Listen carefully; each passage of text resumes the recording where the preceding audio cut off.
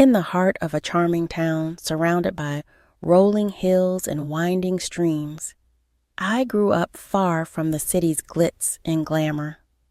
Our small, weathered house, with its creaky wooden floors and windows framing expansive fields, felt like its own world. It was here, in the simplicity and warmth of family love, that my story began. My parents, though not affluent, were rich in kindness and wisdom. My father, a local carpenter, had hands that were roughened by years of labor, but gentle in touch, crafting not just furniture, but also instilling in me the values of hard work and humility. My mother, a schoolteacher, filled our home with books and stories, weaving tales that sparked my imagination and nurtured my dreams. Life in our small town was unhurried and unpretentious. Neighbors greeted each other with familiarity, and community events were the highlights of our social calendar. I cherished this life, finding joy in the small pleasures, the fresh scent of earth after rain, the rustling of leaves underfoot, and the chorus of birds at dawn. It was at the local library where I first encountered Mark. He was unlike anyone I had known, a visitor from the city with an air of sophistication, yet an unassuming nature. His family was well known in the business circles, their wealth and influence reaching far beyond the city's skyscrapers. But Mark, with his easy smile and genuine interest in my mundane tales, was a refreshing anomaly in that world. Our initial conversations were tentative, like two worlds cautiously orbiting each other. He spoke of city life, the fast pace, the endless opportunities, and the dazzling lights.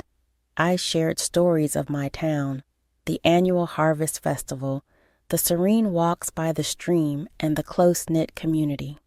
In those early days, we would often meet at the old park bench by the lake, our conversation stretching for hours. The lake, with its placid waters reflecting the changing hues of the sky, bore witness to our growing connection, an invisible thread weaving our disparate worlds into one. "Anna," Mark said to me one evening, his voice tinged with a vulnerability I had not seen before, "I have always been surrounded by people who care more about wealth and status, but with you, I found a serenity that I didn't know existed. You've shown me a different way of life, one that's genuine and full of warmth." His words stirred something deep within me. "Mark, where we come from doesn't define us.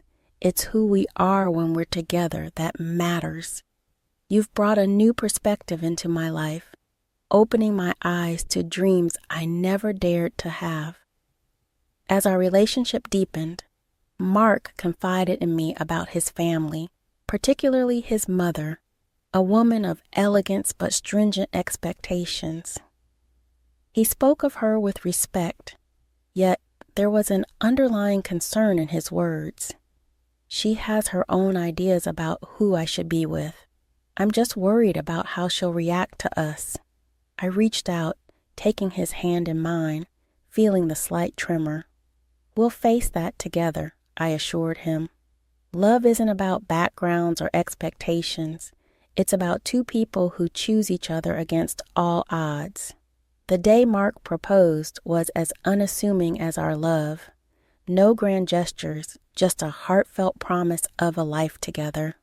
As I looked into his eyes brimming with hope and love, I knew this was just the beginning. The evening I was set to meet Mark's family, my nerves were on edge. The grandeur of their mansion loomed large as we approached, a stark reminder of the different worlds Mark and I came from. Mark held my hand, giving me a reassuring look. "Just be yourself, Anna. That's all you need to be." I smiled weakly, trying to quell the rising anxiety. "I just hope your mom doesn't think I'm out of place." Mark sighed, a hint of concern in his eyes. "Mom can be a bit much. Just remember, I'm here with you." As we entered the opulent dining room, Mark's mother, Marin, A statuesque woman with an air of austerity greeted us. Her eyes quickly took me in, a flicker of disapproval passing over her face. So, this is the young lady who's captured my son's heart. Interesting choice. Dinner was an elaborate affair, the table set with dishes I couldn't even name. Mark's mother, ever the gracious host, offered me a plate with a sly smile. I suppose these dishes might be a bit too sophisticated for your taste, Anna. We can get something simpler if you'd prefer. I felt a flush of embarrassment, but managed a polite decline. No, thank you. I'm always eager to try new things. As the evening progressed, her comments grew more pointed. She eyed my dress. A simple but neat outfit I had thought was appropriate. Is that what passes for evening wear in your town? It must be challenging to find good clothes on a modest budget. Mark jumped in, trying to steer the conversation elsewhere, but his mother was unrelenting. Tell me, Anna, what do your parents do? It's always fascinating to learn about different walks of life, I answered, feeling the weight of her judgment. My father is a carpenter, and my mother is a schoolteacher. Oh, how quaint, she replied, her voice dripping with condescendence. Hard-working people, I'm sure, but I suppose they couldn't offer you much in the way of a financial head start. The meal continued, with her taking jabs at my small-town upbringing, my parents' humble occupations, and even my salary, which she had somehow learned about. Each comment was veiled in politeness, but sharp enough to cut. Mark was visibly uncomfortable, his attempts at defending me only seeming to amuse her more. As we left, Mark's father, Daniel, pulled me aside, offering a kind smile. Anna, you handle yourself well. Don't let her get to you. She'll come around. In the car, Mark apologized profusely. I'm so sorry, Anna. I didn't think she'd be this harsh. I sighed, a mix of hurt and determination in my voice. It's okay, Mark. I knew it wouldn't be easy, but I love you, and that's what matters. That night, as I lay in bed, the sting of his mother's words lingered, but beneath the hurt, a resolve was building. This was more than just about fitting in. It was a test of our love and my strength, and I was ready to face it head on. As the wedding day approached, the air was thick with excitement and unfortunately growing tension. Moran, who had taken it upon herself to oversee the preparations, seemed to find a peculiar pleasure in belittling my ideas and choices at every turn. One afternoon, while discussing the wedding plans with Mark and his mother, the topic of the wedding dress came up. I had chosen a simple yet elegant gown that I felt reflected my personality. Mark's mother, however, had other ideas. That dress, Anna, it's so plain. Don't you want to make a statement on your big day? After all, you're marrying into the family, she said, her voice laced with a patronizing tone. Mark squeezed my hand under the table, giving me a supportive look. Mom, Anna looks beautiful in that dress. It's her choice, and it's perfect. But his mother was relentless. Oh, Mark, let's be realistic. This is a high-profile event. People expect a certain standard. Anna, dear, you should consider something more fitting of our family status. I tried to keep my voice steady, though I felt a sting at her words. I appreciate your concern, but I really love my dress. It's special to me. Her response was a dismissive wave. Well, it's your day, I suppose. But remember, it's not just about you, it's about how you represent us too. As the days went by, her comments became more frequent and cutting. Marin criticized the flower arrangements, the menu choices, even the invitations. Each remark was a subtle dig at my background and my inability to meet her lofty standards. Mark and I had many conversations about this, often late into the night. I can't believe she's being so difficult, Mark would say, frustration evident in his voice. I wish she could just see how amazing you are, how you make me happy. I would lie there, feeling his arms around me, a mix of love and sorrow in my heart. I knew it wouldn't be easy marrying into your family, but I didn't expect it to be this hard. The wedding day dawned bright and clear, a stark contrast to the turmoil churning within me. My parents and I had worked hard to make everything perfect, despite the constant criticisms from Moran. As I dressed in my simple but elegant gown, I hoped the day would pass without incident. The ceremony was beautiful, filled with love and heartfelt vows.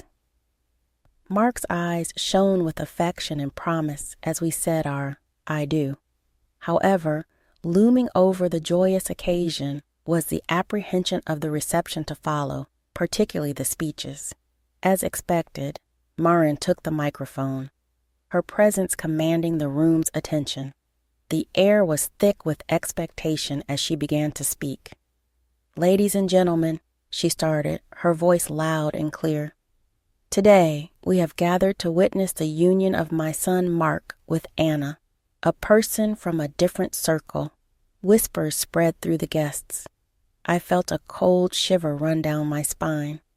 She continued, her words sharp and unyielding. "While some may commend Mark for his charitable heart in lifting a beggar from the streets, we must be cautious. It's essential to keep our family's reputation and standards high, not let them be diluted by those who are clearly freeloaders, seeking to elevate their status by clinging to a family of higher standing." The room fell into a stunned silence. My parents looked at me, their faces a mix of shock and hurt. Mark's face was a mask of disbelief and anger. The guests, a mix of our friends and Mark's high society acquaintances, looked on uncomfortably, unsure of how to react. My heart sank, and a profound shame washed over me. Her words, so cruel in public, were more than just insults. They were a deliberate attempt to shame and belittle me in front of everyone we cared about. As she concluded her speech, with a forced toast to our future, the applause was hesitant and muted. The room was enveloped in an awkward silence, the joy of the occasion marred by her venomous words. Mark stood up, his voice trembling slightly. "I'm sorry, Anna. This isn't what I wanted." His eyes were apologetic, filled with a mix of love and sorrow. I looked around at the shocked faces of our guests, feeling incredibly humiliated. The weight of her words hung heavily in the air, casting a shadow over what was supposed to be the happiest day of our lives. The atmosphere at the reception was still tense following the disparaging speech by Mark's mother. When his grandmother, Mrs. Eleanor, a figure of respect and authority in the family, requested the microphone, her poised demeanor and serious expression immediately drew the attention of all the guests. "Good evening," she began, her voice clear and firm. "I have something important to say. Anna, you have faced unwarranted criticism today, criticism that no one deserves, especially not on their wedding day." I looked up in surprise, and Mark beside me appeared equally astonished. Mrs. Eleanor then turned towards Moran. "It seems we have forgotten our own past and where we come from. Let me remind everyone here, especially you, that before you were the lady of this house, you were a maid working under this very roof. It was here that you met your husband." A hush fell over the room. Mark's mother's face turned a shade paler, her eyes widening in shock and embarrassment. Mrs. Eleanor continued, her tone unyielding. "So, for a former maid to stand here and scorn someone for their humble beginnings and modest means is not only ironic, but deeply hypocritical." I could hardly believe what I was hearing. The room was engulfed in stunned silence, every guest hanging on to Mrs. Eleanor's every word. You, who rose from poverty, should be the last person to judge or belittle another based on their background. We should be proud of Anna's integrity and strength. not deride her for it. The guests shifted uncomfortably, and whispers began to circulate. Murren sat motionless, the impact of Mrs. Eleanor's words evident on her face. In this family, we value character over wealth, kindness over status. Anna exemplifies these values, and I am proud to welcome her into our family. Mrs. Eleanor concluded, her gaze softening as she looked at me.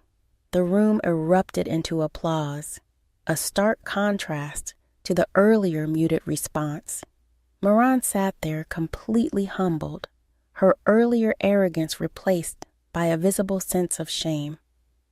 To be honest, I didn't feel sorry for her, Mark whispered to me. I never expected Grandma to stand up for us like this. I squeezed his hand, feeling a mix of relief and gratitude. She's amazing. The rest of the evening felt lighter, the air cleared by Mrs. Eleanor's candid defense.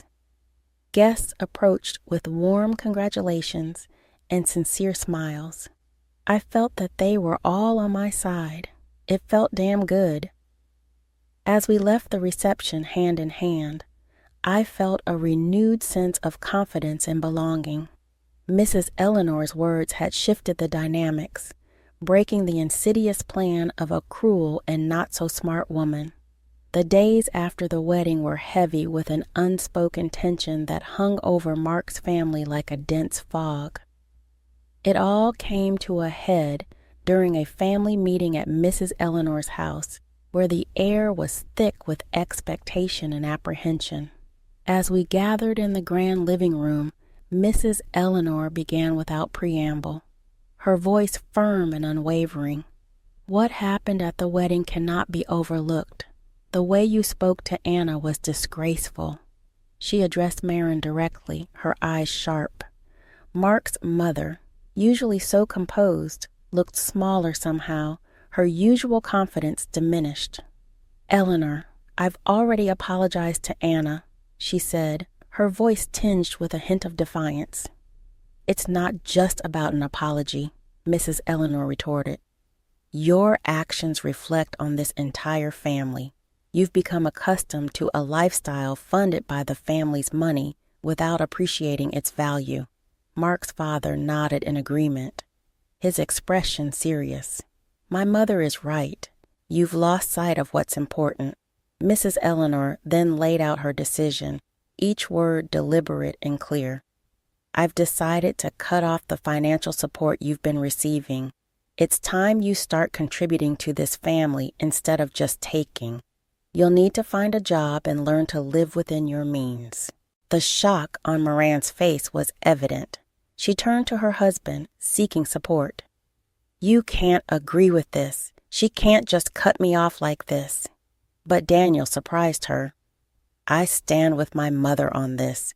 You've gone too far this time. It's for your own good. Maren's eyes filled with anger and disbelief, her usual poise crumbling under the weight of her new reality. Mark, who had been silent, spoke up, his voice steady. Mom, Grandma's decision is harsh, but it's fair. You need to understand the impact of your words and actions. I sat there watching the scene unfold, feeling a mix of sympathy and relief. Mark squeezed my hand under the table, a silent show of support. The meeting ended with Mark's mother in a state of shock, the reality of her situation slowly sinking in. She was obviously used to living at the expense of her family, and all thoughts of work caused her a migraine. I could barely contain a chuckle as we left. Mark leaned in close. I never thought I'd see the day when Mom would be at a loss for words, but maybe this is what she needs to change. I nodded, feeling a cautious hope for the future. Perhaps this will be a new beginning for her, for all of us. The family reckoning had been tough but necessary. It was a pivotal moment that promised to reshape the dynamics within Mark's family, hopefully for the better. The honeymoon was a welcome escape for Mark and me. As we walked along the sandy beaches, the soothing sound of the waves provided a much-needed respite from the recent family turmoil. One evening, As we watched the sunset, Mark wrapped his arm around me. "I'm sorry our wedding turned into such a drama, Anna.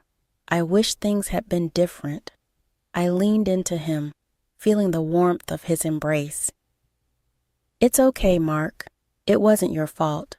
What matters is we're together now, away from all that stress." Mark sighed, looking out over the ocean. "Yeah, but when we go back, we'll have to face the reality of my mom's situation. It's going to be tough for her." I nodded, understanding his concern. "Maybe this will be a chance for her to grow, to see things from a different perspective. We spent our days exploring and our nights talking about our future. The challenges we had faced seemed to strengthen our bond, reaffirming our love for each other." On our last night, as we packed our bags, Mark looked thoughtful. "You know, Anna, everything that happened made me realize how important you are to me. I can't imagine going through life with anyone else." I smiled, touched by his words. "I feel the same, Mark. We've been through a lot, but it's only made our relationship stronger. We can handle whatever comes our way as long as we're together." As we headed back home, I felt a sense of peace. The honeymoon had not only been a break from the chaos, but a time for us to solidify our bond, to prepare ourselves for the new chapter in our lives. We were returning to a changed reality, but we were doing it together, stronger and more united than ever. The future was uncertain, but I was ready to face it with Mark by my side. Coming back from our honeymoon, Mark and I were unsure of what awaited us at his family home. The car ride was quiet, both of us lost in our thoughts about the new family dynamics. As we arrived, the first thing we noticed was the absence of Mark's mother. Inside, we were greeted by his grandmother, Mrs. Eleanor, who wore a knowing smile. "Welcome back, you two. I suppose you're wondering about the changes here," she said, her tone light, but with an undercurrent of seriousness. "Yes. Where's Mom?" Mark asked, looking around. Mrs. Eleanor took a deep breath, her smile still in place. "Well, after you left, Maureen caused quite a scene. She demanded that I restore her financial support. When I refused, she decided to leave. She's now living in a small apartment, and from what I hear, is looking for a job." Mark and I exchanged glances, the news sinking in. It was a drastic change from the luxurious life she was used to. "And there's more," Mrs. Eleanor continued, leaning in as if to share a secret. "Your father is considering a divorce. He's had enough of her antics. Seems like she finally pushed him too far." "Well, she brought it upon herself," Mark said, his expression one of shock, mixed with a hint of relief. "I can't believe it," I said. "I mean, I knew things would change, but this is more than I expected." I reached out, touching his arm. "It's a lot to take in, but maybe this is for the best. A chance for everyone to start fresh on a more honest footing." Dinner that night was an oddly serene affair. The absence of Mark's mother was felt, but not in the way we had anticipated. The conversation was more open, and for the first time in a long time, it felt like there was a real sense of family. As we drove home later that evening, Mark was pensive. "I always hoped for a change, but I didn't expect it to happen like this. It's going to be a big adjustment for Mom." I nodded. "It's a tough situation, but maybe it's a necessary step for her to grow, and for your dad too, to find some peace."